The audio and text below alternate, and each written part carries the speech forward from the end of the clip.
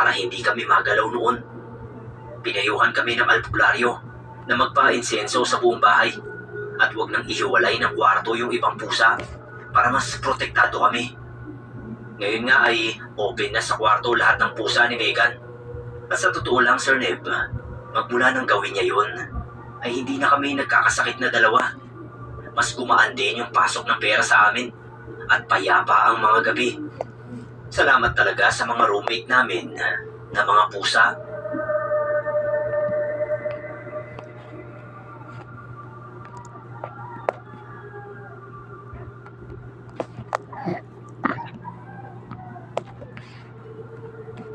Issue ngayon sa internet, yung war ng Southeast Asians against South Koreans.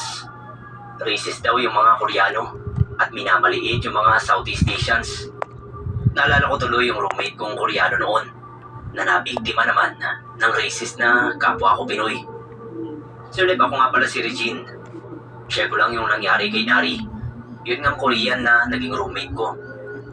Nagtatrabaho ako noon sa isang Korean-owned na electronics company.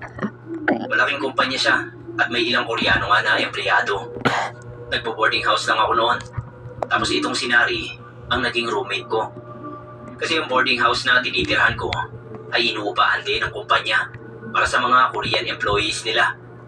Bale, sila yung nagbabayad ng upa ng mga kalahi nila. Tapos kaming mga Pinoy, KKB. Ayun nga, sa isang kwarto ay dalawa lang ang pwede. At sinari nga yung sa kwarto ko. Okay naman siya. Magaling siyang mag-English kahit na medyo paliko yung accent. Nauunawaan naman. Para din siyang Pinay kung umasta. Magulo rin at maingay. May pagkakanal pa nga. Friendly naman siya at marami na rin niyang naging kaibigan sa office. Kaso may nababanggit siya na isang Pinay na hindi raw yata siya gusto.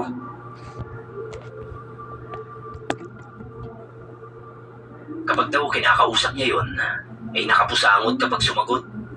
Nauuli rin daw niya na nakatingin sa kanya. Tapos itsurang nandidiri. Never din daw siyang initiaan ng babaeng yon. Natawagin na lang natin Ses. Short for racist. Sabi ko nga kay Nari, ay huwag niyang pansinin. Lalo pa at magkaiba naman sila ng department. Ganun na nga lang daw ang ginagawa niya.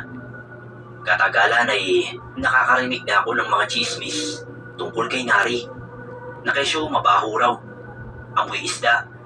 Hinahabol daw ng langaw. Mga ganyan.